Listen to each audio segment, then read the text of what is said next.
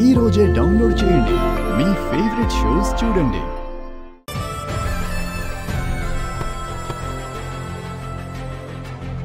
సీతమ్మ గారు, బామ్మ నేను చూస్తాను.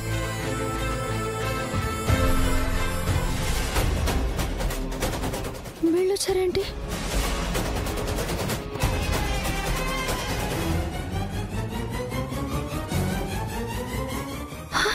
నల్లపూసల దండ వీళ్ళకి దొరికిందా? సీతమ్మ గారు,